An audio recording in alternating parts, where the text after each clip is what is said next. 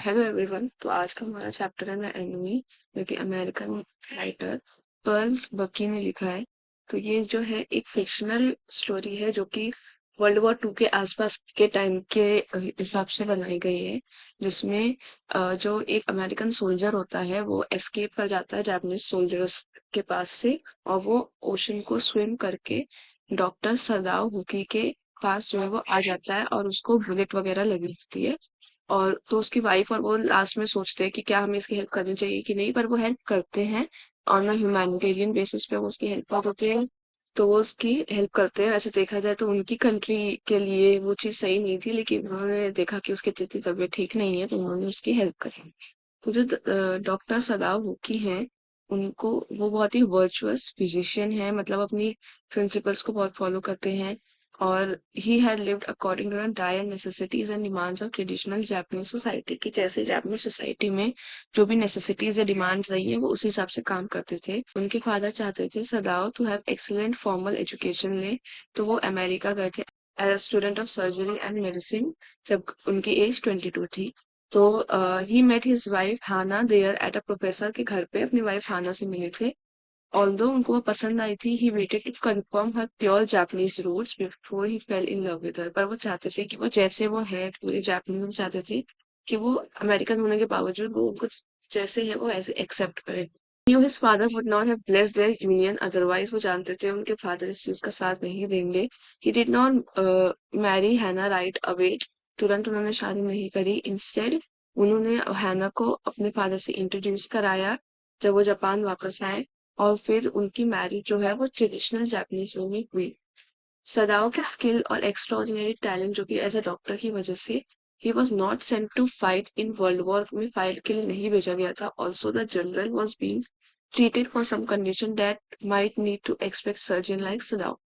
तो जनरल जो था उसको भी ऐसी कंडीशंस थी जिसको सदाओ जो है वो ट्रीट कर सकता था। तो एक दिन सदाओ उसकी वाइफ वरांडा पे बैठे हुए थे, ओशन को देख रहे थे, और उन्होंने देखा कि एक किनारे पे एक आदमी जो है वो आया। As he lay their, couple जो है वो उसको देखने गए। They saw that he was bounded, और उसकी हालत बहुत ज्यादा खराब हो रखी थी, और वो एक वाइट मैन था, यूएस का एक सोल्जर था, एक तरीके से टॉर्चर्ड प्रिजनर जो है वो था। और वो देखा जाए तो उनके लिए वो एक दुश्मन ही था। पॉलिटिकल क्लाइमेट्स को जो भी देखा जाए, क्योंकि इतनी वॉर वगैरह चल रही थी, तो उनका सोचा कि अगर ये यहाँ पे आया है तो एक तरीके से इलीगल ही है। तो उन्होंने सिचुएशन को बहुत देर तक समझा कि अब क्या करेंगे, तो इसका क्या एक्शन निकलेगा। और अगर उनको पता था कि अगर वो उसको बचाएंगे तो इनको भी सजा मिल सकती है, पर उनका जो मन था वो ऐसा नहीं करा कि वो उस आदमी को ऐसे ही वहां पे छोड़ दे। They also worried about how the servants might react to this situation, कि ऐसे जो सर्वेंट्स होते हैं, मतलब कोई और अगर उनकी जगह पे होता वो क्या करता। तो वो उन्होंने डिसाइड करा कि वो उस आदमी को अपने घर ले गए एंड इन्फॉर्म करा सर्वेंट्स को that they would hand a prisoner back to the police when he was healed. तो घर में जो उनके सर्वेंट्स थे उनको बता दिया कि जब ये ठीक होगा तब हम इसको वापस उनके हाथों छोड़ देंगे। तो जो डॉक्टर सदा और उसकी वाइफ थी, उन्होंने उस यंग आदमी को, अमेरिकन प्रिजनर जो था, उसको उसके सदाओ के फादर के रूम में लेटा दिया, जो कि उनके मरने के बाद से वो वापस यूज नहीं हुआ था। An urgent operation seemed vital to save a white man's life, तो ऐसा लग रहा था कि अब इसकी सर्जरी करनी ही पड़ेगी। तो उन्होंने अपने सर्वेंट्स को इसके बारे में बताया, तो वो बहुत ही शॉक हो गए जान के। तो जब सर्वेंट से पूछा गया यूमी से टू वॉश द प्रिजनर को वो साफ कर दे, तो उसने मना कर दिया कि मैं ऐसा नहीं करूंगी, और मैं वाइट मैन की कोई भी तरीके से हेल्प नहीं करूंगी। से ओके कहा कि उसने कभी भी ऐसे वाइट मैन को टच नहीं किया है। Hana let out a furious response but replace dignified attitude, पर उसको हाना को बहुत गुस्सा आया, तो वो काफी फ्यूरियस रिस्पॉन्स था, लेकिन फिर भी उसने डिग्निटी के साथ उसको हैंडल करा, और उसने प्रिजनर को खुद ही साफ कर दिया। तो डॉक्टर सराव ने अपना ऑपरेशन चालू करा, और वो पूरी तरीके से अपने काम में एब्जॉर्ब हो रखे थे। उसने हाना से पूछा कि तुम कुछ कुछ चीजों में मेरी हेल्प कर देना। पर हाना ने कभी भी ऐसा ऑपरेशन होता हुआ देखा नहीं था, तो काफी वो टेंशन में थी, और उसके बाउंड्स बहुत गहरे भी थे, तो वो काफी डरी भी हुई थी। सदाओ को बहुत इरिटेटेड फील हो रहा था at his inability to console his wife and become more ruthless in his task. तो वो सदाओ कई बार गुस्सा भी हो रहा था कि ये सिचुएशन को समझ नहीं पा रही है, So when the prisoner woke up after the surgery, Hana served him himself. फिर जब सर्जरी हो गई उसके बाद जब वो उठा तो हाना ने उसको खाना वगैरह खिलाया। प्रिजनर जो लग रहा था कि वो अपने अर्ली 20s में होगा, नाउ लुक लाइक इज अब 17 ईयर ओल्ड है आफ्टर अ सर्जरी। तो जब डॉक्टर सदाव ने उसके इंटेंशंस के बारे में पूछा with him, the doctor told him that he had not decided कि वो उसके साथ क्या करेंगे। और उन्होंने बोला कि तुम अपना इंट्रोडक्शन जो है वो इनफॉर्मली रखो। At a prisoner was his recovery stages पे था, Sadao and Hana found it difficult to manage the servants. तो सर्वेंट्स को मैनेज करना भी उनके लिए थोड़ा मुश्किल हो रहा था, क्योंकि वो इस चीज का अनपैट्रियोटिक एक्ट का हिस्सा नहीं बनना चाहते थे। उनको लगता था ये उनके देश के खिलाफ है। तो जब उन्होंने अपने लास्ट स्टेजेस को पूरा किया, he calculated and invalid would require a fortnight to recover, कि कम से कम इसको 14 दिन तो लगेंगे रिकवर होने के लिए। He drafted a letter to chief of police. उसने बताया, एक तरीके से उसने सोचा कि मैं लेटर लिख देता हूँ पुलिस को। बस उसने उस लेटर को लिख तो दिया पर उसको भेजा नहीं। तो 7th डे पे जो सर्वेंट जो है वो लेफ्ट अ कपल, वो चले गए थे। Doctor Sadao continue to treat his enemy, उसको ट्रीट कर रहे थे। And Hana accepted the resignation of servants gracefully. और सर्वेंट्स जो है वो छोड़ के चले गए तो हाना ने वो एक्सेप्ट भी कर लिया था ग्रेसफुली। आफ्टरनून पे Sadao was taken to a palace को लेके गए। तो आफ्टरनून में सदाव एक पैलेस में गया जनरल को ट्रीट करने, जिसको बहुत ज्यादा दर्द हो रखा था। The general value doctor Sadao a lot, वो जनरल उसको बहुत मानता था। So when Sadao told him about a wounded prisoner के बारे में बोला, तो he offer to help Sadao by killing the prisoner. उसने बोला कि मैं अपने लोगों से बोल के तुम चाहो तो उसको मरवा सकता हूँ।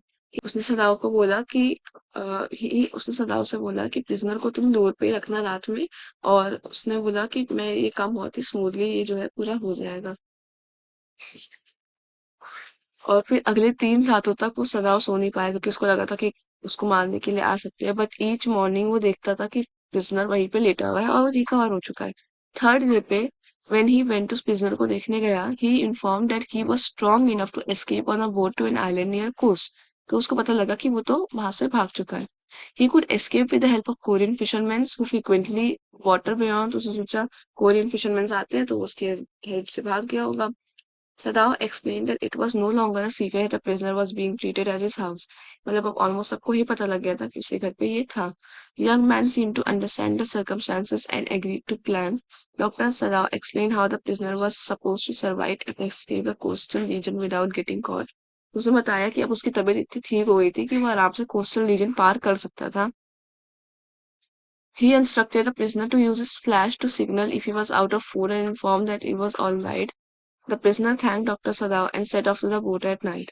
तो उसने प्रिजनर से बोला अगर तुम फ्लैश लाइट मारोगे या कुछ खाने वाने की दिक्कत होगी तो तुम फ्लैश लाइट जो है वो आसमान में कर देना।